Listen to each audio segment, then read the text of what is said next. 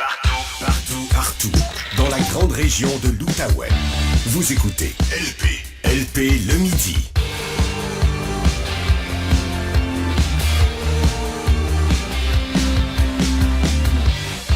Comme on le fait à tous les lundis à l'émission, prenons quelques minutes maintenant pour faire le point sur les enjeux de santé publique qui retiennent l'attention. On va aller retrouver le microbiologiste Patrick Filion, qui est également, je vous le rappelle, professeur au Cégep de l'Outaouais. Salut Patrick! Salut LP. Les hôpitaux pédiatriques continuent de déborder un peu partout au pays. C'est le cas notamment ici au CHEO. On a même fait appel à la Croix-Rouge pour avoir du renfort. Et c'est vraiment la grippe qui frappe fort présentement. Le nombre de cas a triplé au cours du dernier mois au CHEO. Le principal problème, on le répète Patrick, c'est le faible taux de vaccination présentement. Oui, écoute, la grippe, on semble, la prendre pour acquise. C'est quelque chose qu'on connaît depuis très longtemps. Donc, c'est peut-être un vaccin qu'on néglige un petit peu plus, qu'on associe beaucoup aux personnes un petit peu plus âgées ou aux personnes vulnérables. Mais la vaccination contre la grippe, à partir de 6 mois, les enfants peuvent la recevoir. Et là, clairement, on a une démonstration que ce vaccin-là, disons, pourrait avoir un effet bénéfique parce que là, depuis quelques semaines, peut-être quelques mois même, on a beaucoup de cas de grippe.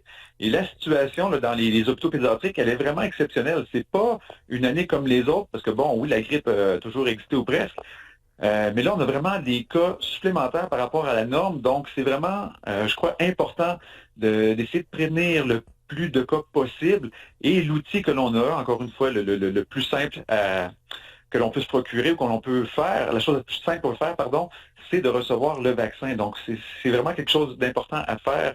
Peut-être quelques semaines avant le temps des fêtes, là, ça serait bien d'y penser. Oui, mais c'est sûr que pour les gens, la grippe, c'est un peu banal habituellement, mais là, on est comme dans un genre de tempête parfaite parce que les jeunes enfants ont été vraiment dans une bulle au cours des 2-3 dernières années, là. Oui, on était en mode COVID. En se protégeant contre la COVID, on s'est protégé de toute évidence contre la grippe, qui est un virus qui est transmis sensiblement de la même façon, puis qui est quand même moins facilement transmissible que ne l'est la COVID. Donc, si on se protégeait bien contre la COVID, on diminuait nos chances d'avoir la grippe et autres virus respiratoires. Là, on a la grippe, on a aussi le VRS qui cause beaucoup de problèmes et de soucis là, pour les très jeunes enfants. Donc, le VRS, on n'a pas de vaccin pour s'en protéger, mais la grippe, on a l'outil pour le faire. Donc, je pense que ce serait une sage décision pour les gens de le faire, donc pour soi-même, donc les adultes aussi, mais de protéger les enfants pour éviter justement qu'on ait des enfants qui se ramassent à l'hôpital aussi. Là. J'ai vu plusieurs commentaires d'ailleurs de parents sur Facebook qui disaient « Moi, la grippe puis le vaccin contre la grippe, d'habitude, je m'en fais pas trop avec ça, mais j'aurais donc dû parce que là, mon enfant est à l'hôpital, branché sur des respirateurs. Puis c'est pas nécessairement des enfants qui vont en mourir, là, mais c'est vraiment pas drôle. Là, puis ça peut amener des complications à long terme aussi. Là. Ça peut amener des complications. Là, en toute évidence, on voit une surcharge aussi dans les hôpitaux. Donc, si on ne peut pas traiter tout le monde, est-ce qu'on va avoir la même qualité de soins pour tous les enfants? Si à un moment donné, on ne peut pas en demander plus au personnel qui est déjà présent. Donc, une façon de les aider, qui est quand même relativement simple, c'est de recevoir son vaccin, qui peut-être ne sera pas parfait, donc qui va peut-être ne pas empêcher donc l'infection, mais s'il diminue encore une fois les cas graves, des choses comme ça, c'est quand même pas à négliger. Donc, c'est un petit geste simple. Le vaccin contre la grippe, c'est des gens qui ont encore peur des vaccins ARN, on n'est pas là. C'est un vaccin qui est connu depuis des années, qui a fait ses preuves. Donc, les dangers associés à la vaccination sont quand même limités. Donc, c'est un bon outil, simple, puis qui va nous permettre de peut-être désengorger les hôpitaux, surtout à l'arrivée du temps des fêtes. Oui, cela dit, Patrick, tu parles du temps des fêtes et j'écoutais le directeur de la santé publique de l'Est ontarien sur nos ondes ce matin qui disait que le pic de la grippe est dépassé présentement, semble dépasser selon ses chiffres, que le nombre de cas commence à baisser tranquillement. Est-ce qu'on doit s'attendre à un deuxième pic dans le temps des fêtes ou ça pourrait être moins pire qu'anticipé? On peut espérer effectivement que ça sera moins pire parce que on a eu une vague assez importante, on la vit présentement, puis ça se stabilise. Donc, probablement qu'une bonne partie de la population a été, on va dire, infectée, a été en contact avec le virus, mais on le sait, donc les rassemblements, puis là, je suis pas en train de dire aux gens de ne pas se rassembler. Là, moi, le premier, ça fait 2 ans que j'ai pas vu mon monde, je vais vouloir aller voir ma famille et mes amis, mais avec ces rassemblements-là qui sont plus nombreux, on est à l'intérieur, on est dans la proximité, donc ça se pourrait qu'il y ait une petite recrudescence. Je l'espère pas, mais c'est quand même possible. Peut-être la chose importante, donc oui, le vaccin, mais si vous êtes malade, ne vous présentez pas au party de famille. Là. Soyez respectueux pour les membres de votre famille et vos amis. Mais là, je pense que dans la majeure partie des cas, là, des gens qui nous écoutent, c'est quelque chose qu'on a quand même acquis ça, dans les dernières années, là, d'essayer de respecter les autres et quand on est malade, de pas aller dans un party de famille. En tout cas, je dis pas que c'est parfait, mais je pense qu'on a quand même collectivement compris ça un petit peu. Patrick, la grippe, c'est une chose, mais le taux de vaccination chez les jeunes enfants est plus bas pour plusieurs autres maladies également, notamment la rougeole. Et ça cause beaucoup d'inquiétudes chez les dirigeants de la santé publique. Qu'est-ce que tu peux ajouter là-dessus? Oui. Faut comprendre, le virus de la rougeole, c'est un des virus, sinon le virus qui est le plus contagieux. Donc, c'est un virus qui est très, très, très facilement transmissible. Et pour avoir une bonne protection pour la population en général, il faut un taux de vaccination de plus de 94% LP. C'est énorme. Et là, on a vu depuis les dernières années une diminution du taux de vaccination dans la population. Et ce qui est triste là-dedans, c'est que ce sont les jeunes enfants qui en souffrent le plus. Donc, puis même parfois les enfants en bas de 4 mois, parce qu'en bas de 4 mois, tu ne peux pas recevoir ton vaccin. Donc, il faut une vaccination des gens autour de ces enfants-là pour protéger tout le monde. Puis, ce qui est encore plus triste là-dedans, là, on parle de la rougeole, mais la polio, c'est la même chose. Ces deux virus-là, LP, si on était vacciné, tout le monde, là, demain matin, tout le monde se fait vacciner pour ces deux virus-là, ces deux maladies-là disparaissent. On n'en parle même plus. Non, parce que l'être humain est le seul hôte pour ces virus-là. Donc, comme la variole dans les années 70, si on vaccine tout le monde, j'en parlerai au passé. Puis moi, ça me fait de la peine de voir que ces maladies-là reviennent alors qu'on a un outil qui pourrait permettre la disparition de ces virus-là. Donc, on n'en parlerait plus. Il n'y aurait plus d'enfants qui en souffriraient. Puis écoute, la rougeole, le LP, c'est pas bénin, là. Les enfants qui sont infectés par ce virus-là, le virus de la rougeole efface toute mémoire immunitaire contre tout ce que tu as combattu par le passé. Donc, c'est comme ça on remettait à zéro ton système immunitaire. Donc, c'est pas un simple petit virus. Oui, la très grande majorité des enfants s'en sortent bien, vont guérir, mais il y en a qui vont en subir des graves conséquences. Puis on a, depuis quelques années, et puis ça c'est grave, il y a des enfants qui meurent au Québec de la rougeole alors qu'on devrait avoir éradiqué cette maladie-là. Ça me dépasse. Un mot sur la Chine maintenant qui allège finalement sa politique anti-COVID.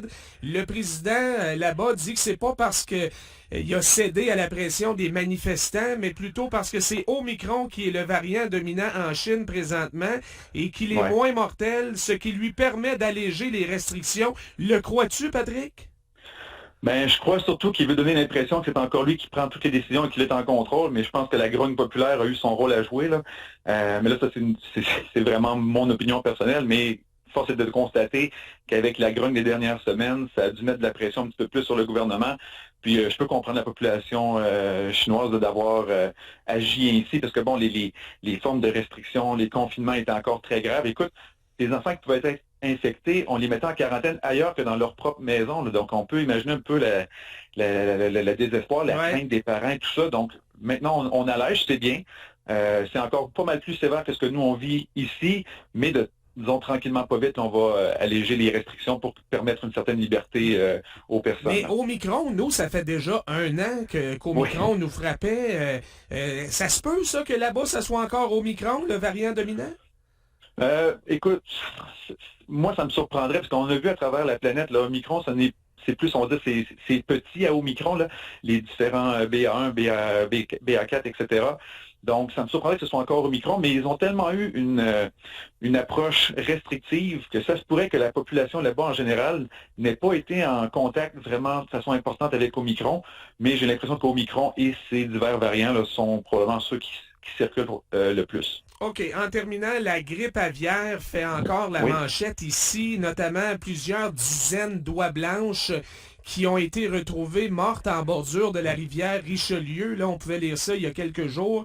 D'abord, rappelle-nous quel est le niveau de risque de transmission des oiseaux malades à l'humain, Patrick? OK. Pour la grippe aviaire, on parle de la grippe H5N1. C'est un virus qui est très difficilement transmissible à l'humain. Il faudrait vraiment un contact, là, on va dire, rapproché avec des oiseaux infectés. Donc, si par exemple quelqu'un travaillait avec la volaille et quoi que ce soit au quotidien, donc là, on a peut-être plus de chance. C'est sûr que si vous voyez des oiseaux, des oies mortes sur le rivage, sur le bord des routes, peu importe, ne pas les manipuler, mais comme tel, les chances sont faibles. Donc, c'est vraiment les craintes qu'on en a pour l'instant, c'est pas tant chez l'humain, mais que ces oiseaux-là soient en contact avec des oiseaux d'élevage, poules, etc., et qu'il y ait des pertes économiques. Mais pour la santé humaine, pour l'instant, je pense pas que le problème soit situé là. Okay. Mais la Il faut quand aviaire, même être prudent et rapporter ça à la santé publique si on trouve un oiseau mort là, ou plusieurs oiseaux morts au même endroit. Là. Exact. Ne les manipulez pas vous-même, mais appelez là, les autorités compétentes qui pourront en disposer de façon sécuritaire pour éviter justement là, que vous soyez exposé à ces virus-là. Mais comme tel, là, les chances sont relativement faibles. Maintenant que la grippe aviaire est présente ici, est-ce qu'on est pris avec ça pour de bon? Comment ce virus-là évolue habituellement? C'est pas moi je pourrais dire, c'est un virus qui va arriver de façon sporadique. Donc on pourrait avoir, comme on le voit cette année, là, il y a eu quand même beaucoup de cas depuis l'été dernier. Puis c'est un virus qui pourrait, on va dire, disparaître de lui-même jusqu'à un certain point, mais revenir dans 2, 3, 4 ans. Donc c'est pas un virus qui s'établit dans les populations de façon importante.